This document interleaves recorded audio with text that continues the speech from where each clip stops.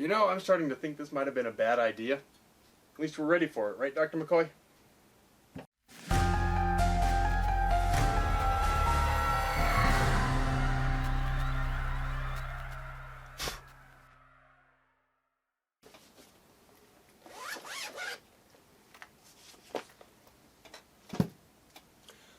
I hold in my hands the envelope, which any child of 4 can plainly see has been hermetically sealed.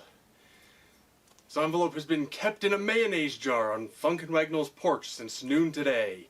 No one knows the contents of this envelope. Actually, I do know the contents of this envelope. Inside this envelope is a list of the worst horror movies ever made. Specifically, this is a list that I collected from IMDb, the Internet Movie Database. On IMDb, I found a list of the worst, or specifically the lowest rated, horror movies ever made.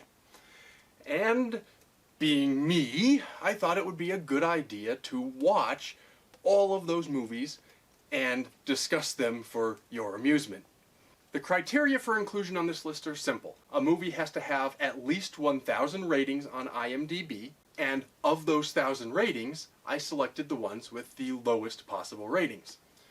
What I did was I collected the 25 lowest rated films that met those criteria. Now, I can't actually watch all of them, unfortunately. Originally, I had intended to watch all 25 and film my reactions to all 25 of the lowest rated movies. Unfortunately, some of them are just beyond my ability to watch. So what I am going to do is watch all of the movies that I have been able to find, or that I will be able to find by the time you see this video. It is currently January 8th, 2021, and I have not yet watched any of these movies. I have them listed here in my envelope. Over the next several days, weeks, month, however long it takes me to do it, I will watch those movies, I will collect my notes and film my reactions, and by the time you see this, I will have watched as many of the 25 as I am able to find. So what do you say, Dr. McCoy? Are you ready for this? We've got our drinks ready because I think we're gonna need them. Let's go ahead and open the envelope and get started. Welcome to my lair. It's time to start watching all of these movies. I want to be comfortable while I do it, which is why instead of in my studio, you're seeing me in more of what I suppose you might call my natural habitat. I have my popcorn ready to go, along with my whiskey. Today I have Ardbeg. And I also have some papers ready so I can take notes as I watch these films. I am not going to try to watch all of these films all at once. I am going to try to do them a couple at a time. And I am ready, so let's get started. First up on our list, in position number 25, is The Beast of Yucca Flats from 1961. I've got it all queued up, so let's turn it on and see if it is in fact as bad as its reputation.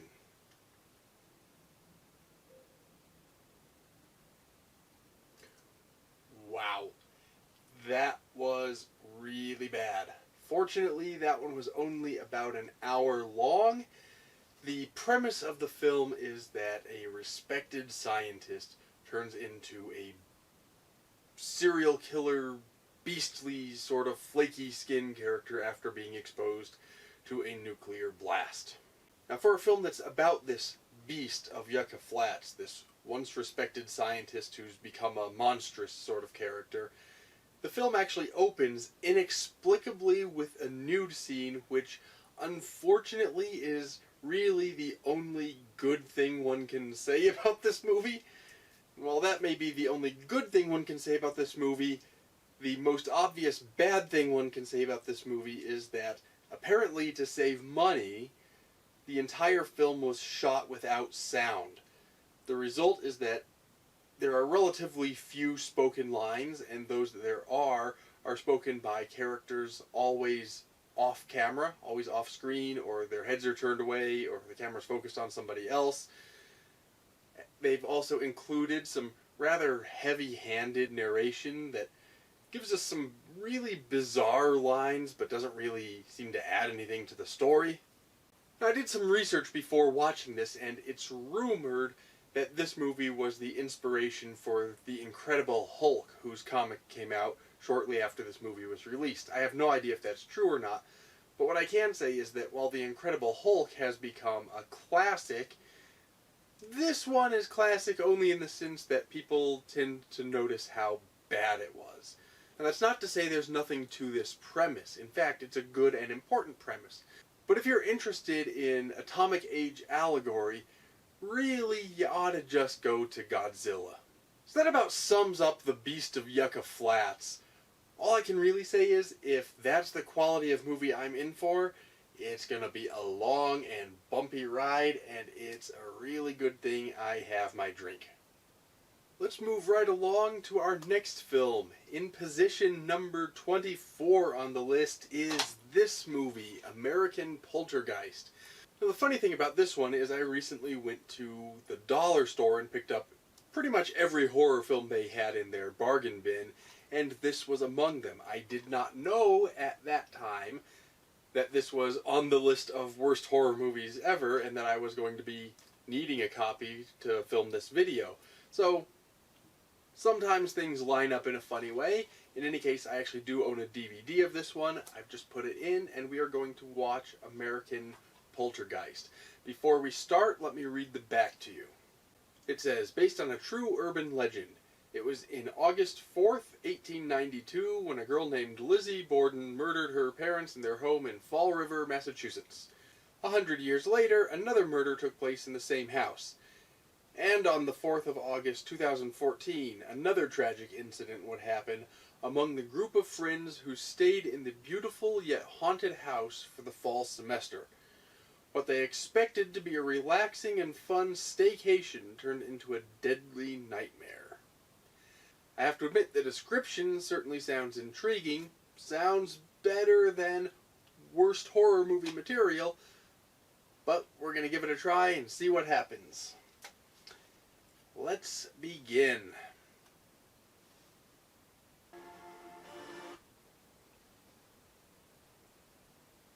Yup, that one was really bad too.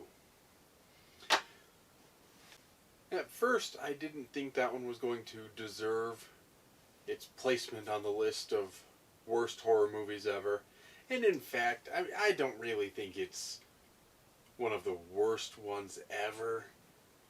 But I will have to say that as the film goes on, it started out looking okay, but as it goes on, it gets worse and worse and worse. The plot gets more contrived. It didn't do itself any favors trying to connect itself to the Lizzie Borden murders.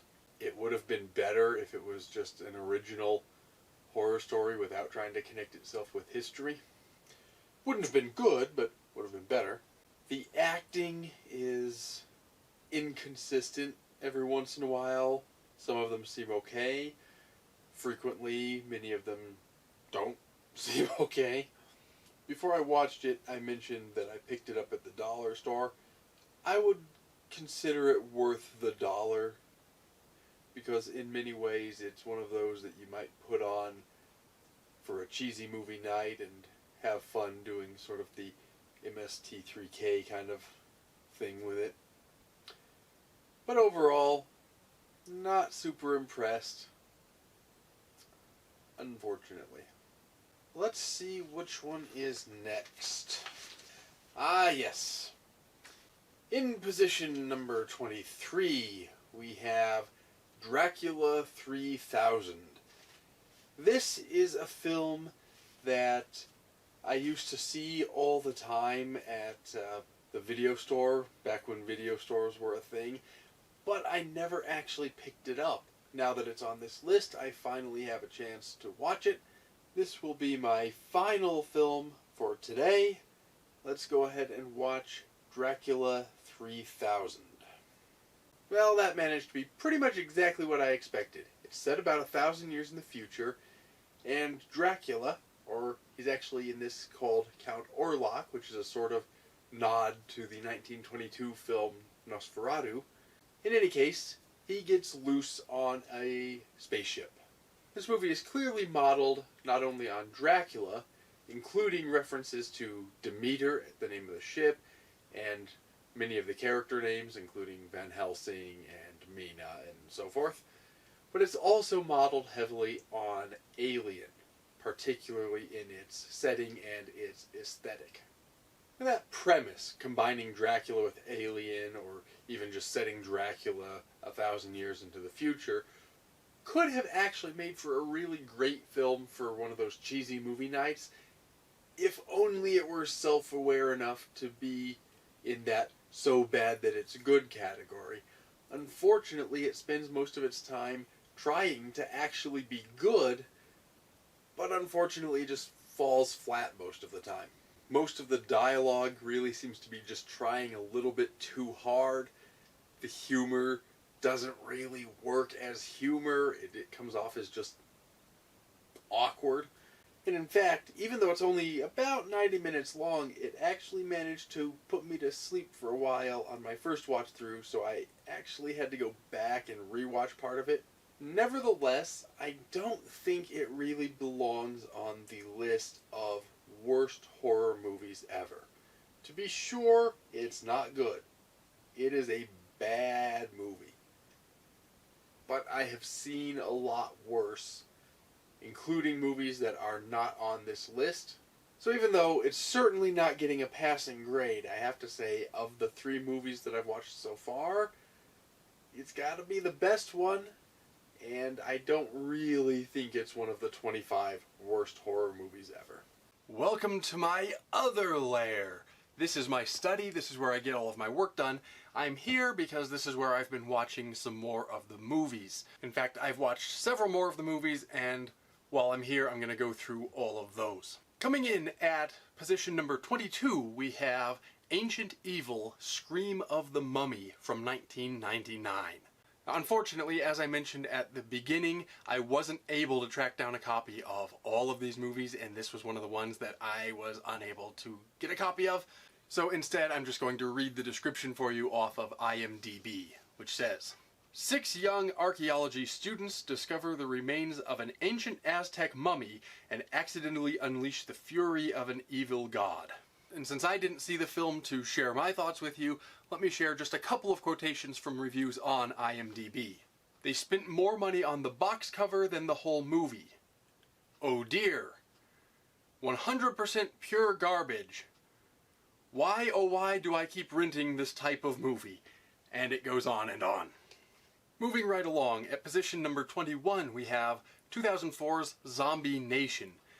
Again, this was one of the films that I was not able to see. I do actually remember seeing the box on the shelf back in the blockbuster Hollywood movie days, but I never actually picked it up, I never actually saw it, and now I was unable to find a copy. But the description on IMDb says, a psychotic police officer who murders his female arrestees gets what's coming to him when a horde of zombified women rise from their graves to seek revenge. The plot seems interesting enough, if somewhat standard, but unfortunately the reviews do not match, with quotations like, makes House of the Dead look like Dawn of the Dead. I wanted a stupid movie? Wow. This is the worst movie I have ever seen, and so forth. And speaking of House of the Dead, position number 20 is in fact House of the Dead from 2003, directed by Uwe Boll. Now this film doesn't really have any plot per se. It's basically just a bunch of random kids with no real characterization stuck on an island full of zombies. That doesn't necessarily make it a terrible film though. It certainly doesn't make it a good film, but sometimes all you want is an island full of zombies and a bunch of stupid kids running from them. This film was actually based on the video game of the same title, which I remember playing back in my Dave and Buster's days. Unfortunately, the game is actually better than the movie. Now, objectively speaking, the film is bad throughout. However, it alternates between being just bad and falling into the so bad it's good sort of territory. There are certainly some scenes that I actually enjoyed, including an extended sequence of zombie violence that was shot in a stylistic sort of way that didn't really work as good cinema, but did work as the sort of thing you watch while munching popcorn. Unfortunately, like some of its predecessors on this list, the film gets a little bit worse as it goes on. I wouldn't say that it belongs on the list of the worst horror movies ever made, but it's really not very good. Also by Uwe Boll, coming in at number 19, is the 1994 German language film Amoklauf. Now, Amoklauf is a German word that means a killing spree or a rampage. And because this is a German language film, again, this is one of the few that I was unable to find, but the description on IMDb says, excerpts the life of a waiter who, living alone and isolated from the outside world, developed an abysmal hatred of his fellow man. He finds himself quiz show after quiz show, and then eventually brutal violence films that tame his desire to kill. But when his neighbor interrupts him, he is freed from all inhibitions in his murderous campaign against everything that moves. Speaking about this film, the director himself said that it's basically the same as his film Rampage, but in his words, without the fun. Coming in at number 18 is the 1983 French-Spanish film Extra-Terrestrial Visitors. At first, I thought this was going to be on the list of films that I wasn't going to be able to find. However, I discovered that its United States release was retitled Pod People, and though I was unable to find an unedited cut of it, I was able to find the MST3K version. And in fact, that version is the only tolerable version of the film. It features the very worst dubbed dialogue that I've ever heard, and that is saying something. And the entire film can be described as basically what E.T. would have been like if E.T. went on a murderous rampage and if Steven Spielberg were a crap director. At number 17, we have a recent film, 2019's Verotika, written and directed by none other than Glenn Danzig. This is an anthology film featuring 3 short stories. And they are, let's say, interesting. The first features a woman who has eyes where her nipples should be and an anthropomorphic albino spider. The second is about a stripper who steals other girls' faces. And the third, roughly speaking, is a retelling of the story of Elizabeth Bathory, who likes to bathe in the blood of virginal women. Now, for a certain type of audience, and many horror audiences are this type of audience, those might sound interesting. However, the film leaves a lot to be desired. The special effects are not the best, but pretty good. But the acting is abysmal, and unfortunately the writing is even worse. When it premiered at a film festival, the audience was laughing at it, and the director later said that he did not actually intend it to be a comedy. Yikes. All of that having been said, while this film really does deserve its place on the list of worst horror movies ever, that doesn't mean that there's no way to get enjoyment from it. Just don't watch it alone. However, with an audience riffing, this might actually be the greatest unintentional comedy since The Room. Let's talk about film number 16, because this one confuses me. It's a 2004 animated Italian film called In Search of the Titanic. Once again, this was one of the films that I wasn't able to find. The reason it confuses me is, even though it's on the list of worst horror movies, it doesn't really look like a horror movie at all. It looks like an Italian language animated family adventure about Atlantis. In fact, the reviews point out that it doesn't really have anything to do with the Titanic at all. They also point out that it has a rapping shark in it, which might actually make it worth watching despite how horrible everyone says that it is. But I need to solicit input from the audience because I don't see anything that suggests that it's even related to the horror genre, so why it's on that list is confusing. If anyone has any further information for me, please leave me a note down in the What's It and let me know what's going on. At number 15 is 2004's Dark Harvest 2, The Maze.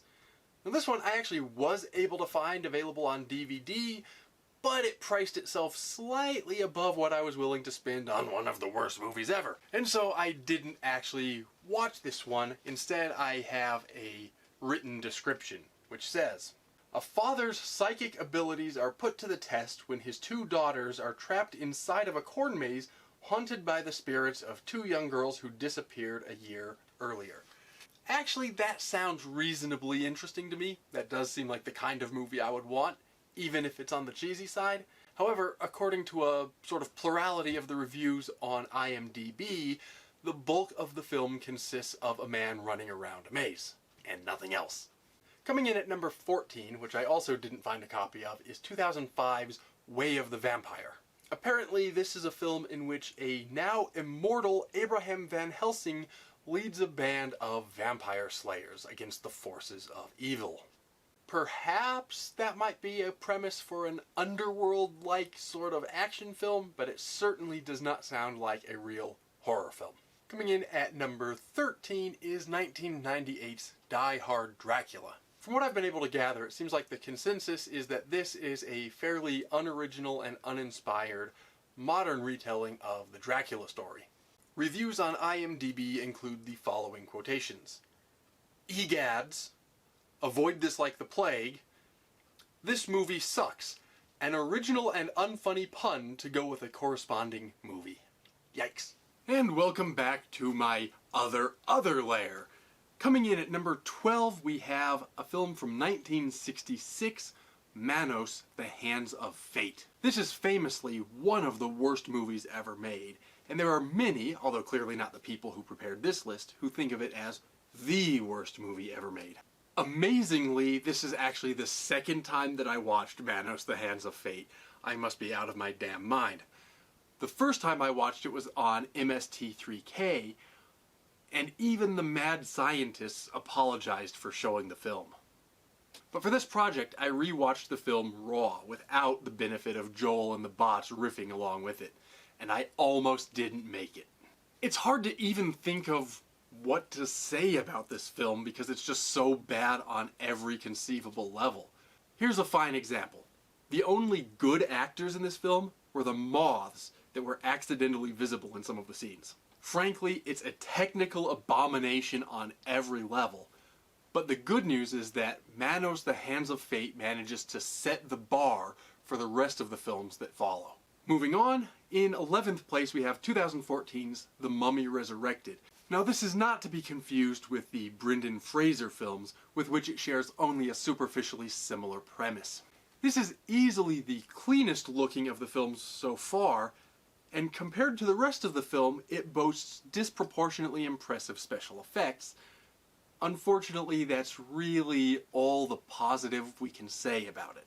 The acting, of course, is weak, although it is hard to blame the actors in this case because they were given such a weak script. Overall, I would just call this a completely forgettable film, though because it's not physically painful to watch, nor is it unintentionally hilarious, it doesn't really seem to fit in with the rest of the films on this list. Coming in at number 10 is 2012's 12-12-12, and I so wish this were at position number 12. Alas. Though the title itself doesn't really tell us much about what the film is about, this is a demonic baby movie. Let me set the stage for you. The film opens with a C-section delivery, after which the baby immediately, still dragging the umbilical cord around with it, murders the entire medical team. For a demonic baby movie, I have two problems with the baby itself.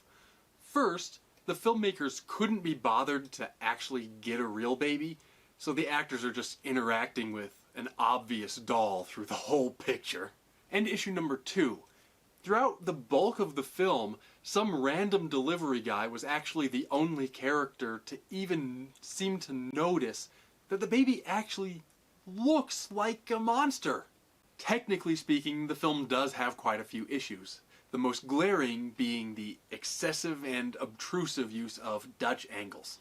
But this film raises a question regarding whether I think it really belongs on this list of worst movies ever.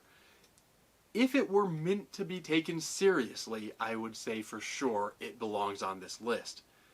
But frankly, the over-the-top gore effects make me think that maybe its tongue really is firmly planted in its cheek. And in that sense, I can actually appreciate a film like this. Even still, it's hard to find a lot of redeeming value because it is so besmirched by technical issues. In position number 9 is a truly remarkable film, Birdemic, Shock and Terror. This is a film that appears to have had a total production budget of about $1.95. You can't talk about Birdemic without talking about the special effects. This is a ripoff of Alfred Hitchcock's The Birds, made by people who forgot what birds look like. Observe. This is a latex bird that might be used by comedy magicians, and this looks more realistic than the birds in Birdemic. And this cheesy magic trick was better than the special effects in the entire film. This is the sort of film in which it takes 45 minutes for anything to happen, and then when it finally does happen, you're sorry it did. Most of the acting looks like it wouldn't make the cut in a fast food place's new hire training video. The only actor who even bothered to try was the female lead, and she was hampered by a weak script and, according to what I've read on the internet, an out-of-his-mind director who wouldn't even speak to her for a period of 3 weeks during production. Let me put it this way. This is a movie that, I kid you not, actually stops the action mid-Birdemic for a lecture on global warming and plugs Yoko Ono's website throughout the entire movie. It's actually not clear to me whether this was meant to be a good movie or if this is entirely an elaborate hoax. The film itself justifies the latter interpretation, although in interviews the director seems to have stood by it. Either way, this is absolutely one of the worst horror movies ever made, though it's certainly worth a laugh, especially in a scene when the actors are swatting at imaginary birds with coat hangers. And we're back in my study to discuss film number 8, which is 1961's Ring of Terror. This is the second film for which I was only able to find the MST3K version, and thank God. This is a movie about a college student tasked with the theft of a corpse's ring, and all I can really say is, thank God I watched the MST3K version, because that's the only way this thing is tolerable. Without Joel and the bots riffing, I really don't even see the point. The entire experience was saved by constant jokes about the near middle-aged actors trying to pass as college students. Coming in at number 7 is this film, Krampus the Christmas Devil. That is not to be confused with this film, Krampus, which is a very good film, although coincidentally I managed to get both of these as part of a package deal. Now, Krampus I have seen and in fact watched as part of my holiday viewing this year. Krampus the Christmas Devil I have not yet seen. Even though the holiday has passed, I'm going to go ahead and watch it as part of this series of worst movies ever because it's on IMDb's list. Alright, brace myself, have a drink of sherry, and let's get going. Well, sure enough, that was a movie. So the premise of this film is that a police officer trying to solve a string of child kidnappings ends up tangling with Krampus. That could be interesting enough, but there's also a psycho killer for some reason, and Krampus goes away and we just focus on the killer for a while for no real reason that makes any kind of sense. You know, there are two kinds of low-budget movies. There are the kind that, despite their technical deficiencies, still have a lot of heart, and then there are the kind that seem to have just been cobbled together to cash in on a popular monster. Unfortunately, Krampus the Christmas Devil seems to be firmly in the latter camp. Now, I freely admit this is far from the worst movie I've ever seen. However, the ridiculous plot, poor acting, and pacing issues just made me consistently wish that I hadn't promised myself not to fast forward through any of these movies that I'm watching in this project. The only saving grace during the hour and a half or so of this movie was that I managed to play a couple of games of chess on my phone while I was watching. Now also, why the hell does Krampus have a naked girl trapped in his lair? It doesn't make any sense. Not that I'm complaining, mind you, because that was the only enjoyable part of the entire movie. And coming in at number 6 is... oh god, not another one. It's Birdemic 2, The Resurrection.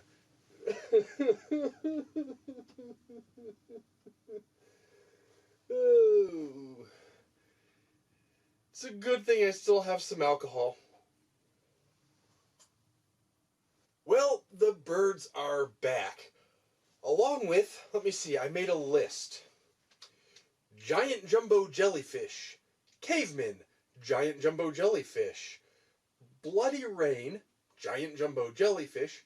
Zombies, oh, and did I mention giant jumbo jellyfish? There's really not much to say about Birdemic 2, except that while it seems like the first one, as bad as it was, seems to have been intended as a good, serious film, Birdemic 2 seems to have developed a certain self-awareness, and it seems more like it's going for the laugh. Objectively speaking, it's even worse than the first one, but because it seems like it's trying to be worse and trying to be funny, on some level it actually seems to work a little bit better. Even still, it's really, really not good at all. And coming in at number 5, I just finished watching 2012's Jurassic Shark, which is yet another damned Megalodon movie. I get it, big prehistoric sharks are scary, but if you're gonna make another Megalodon movie, after all the other freaking Megalodon movies that we've all seen, you ought to come up with something original. Unfortunately, in this case, the film suffers from the same poor acting, weak script, and substandard special effects as most of the rest of these films. It doesn't even really distinguish itself as particularly memorable, even for how bad it is, making it certainly not the worst movie of all time. Probably doesn't even belong on this list compared to some of these other monstrosities. But I just don't really think I'm even going to remember it tomorrow. And at position number 4, we have 2011's Aliens vs. Avatars. Now this is an obvious ripoff of every alien monster movie ever made, especially Avatar, on whose success this tried to piggyback, and Predator, on whose monster this tried to piggyback. It boasts the usual weak acting with which we've become familiar, and special effects that look like they were raided from a vault of special effects that didn't make the cut for the original Star Trek. Technically, it is watchable, but if you do, you're going to run the risk of wanting to eat headache pills like they were Tic Tacs. Coming in at number 3 is, thankfully, the very last of the films I was not able to find, and that is 2015's Potato Salad. This is a German language film, so I guess with my shoddy German pronunciation, I should say that the title is Kartoffelsalat. As I mentioned, this is a German film. It's a comedy horror made entirely by German YouTubers. I was unable to find the film, so I have a description which says, "When a deadly zombie virus infects a school in Germany, it remains on the student Leo to save the world." That's the description I found from IMDb. Now, I wasn't able to find the film, but I did find a trailer, and I watched that. And based on that, as near as I can tell, this film appears to be what happens when a bunch of YouTubers meet trauma. And in second place is 2015's Shark Exorcist. My first reaction was, oy vey, not another damn shark movie. But upon watching it, I realized this is not just another shark movie. This is a movie in which a satanic nun performs a human sacrifice and summons a yellow-eyed demonic shark, and people become possessed by some kind of shark spirit, and then there's an exorcist. Before I watched it, I was actually kind of excited because it has the ridiculous sort of premise, ripped off of course from both Jaws and The Exorcist, that normally I would like, but unfortunately this film just never really seems to go anywhere. The acting is just as bad as we would expect, and I could forgive that, but it doesn't even really have the kinds of fun gore effects that make this kind of ridiculous film worth watching. And here we are at last, at the end of our journey, thank God. The number 1 worst horror movie ever made, according to the IMDb reviewers, is, drumroll please, 1992's Axum. Mercifully just a little over an hour long, this film tells the story of a psycho killer on the loose, just like any other slasher film would, right? Well, not so much. It opens with text on the screen to provide the background because the film itself never will. Ordinarily, that might not be the biggest sin a filmmaker could commit, but the fact that this particular on-screen text is grammatically incorrect manages to set the tone for the entire experience. The film itself then opens with an extended sequence consisting of nothing but yo mama jokes instead of building character or advancing the plot. This sequence is actually several minutes long, which is bad enough, but the jokes are so bad that the sequence felt like an eternity. And that brings us to one of the film's biggest problems. One of the first things that you learn in writing stories, whether for the page or for the screen, is that every scene needs to do something. I'm a writer, a magician, and a chess player, and in all of these fields, all of the great teachers will tell you the same thing, and that is, whatever move you make, whether that's a move on the chessboard, a magic move in a magic act, or a move in the sense of writing a scene, that move must do at least one thing to advance your goals, and preferably should do at least two things. In Axum, there are many scenes that don't even do one thing. And of course, the acting and dialogue are miserable, but that's actually okay because inconsistent audio renders most of it indecipherable in the first place. Astonishingly, someone claiming to actually be the editor of this film left a 1-star review on IMDb, begging the audience's forgiveness for the film and explaining that it was actually edited from a VHS tape that was just blown up to hide the timecode. And that actually makes a certain degree of sense because, frankly, the entire film looks like a bunch of college kids just got high one day and decided to try to make a movie with nothing but about $20 in a camcorder. In fact, this movie is so bad, it's transcendent in how bad it is. If you deliberately set out to make the worst possible movie, you would inadvertently end up with something better than Axum. This is like the Citizen Kane of complete and utter crap. Well, that does it, and thank God it is over. A list of the 25 lowest rated horror movies, of which I was able to actually watch 17, which seems appropriate. I like prime numbers. And on the entire list, I can say there are some that I don't think are actually the worst movies ever. I have seen worse movies than some of these. On the other hand, I have not seen anything worse than some of the other titles on this list. Either way, none of them even approach what could be called good, but that raises an interesting question. In your opinion, are these in fact the worst horror movies ever made, or have I and the IMDb reviewers missed something? Leave a note down in the comments to let me know what you think are the worst horror movies ever made, and whether your selections match this list or not. While you're at it, please do make sure to like this video and subscribe to my channel. It helps me out a lot. And who knows, if you come up with something interesting down in the comments, maybe I'll make a follow-up in which I watch even more of the worst horror movies ever made. Although I'm going to need to forget this experience before I would ever dare to do something like that. And that's all I've got. So until next time, take care and stay scared. Just not quite as scared as I am of these movies. So bad. They're all so bad. Huh? Hey, did you hear? They're trying to get funding to make Birdemic 3. Ah!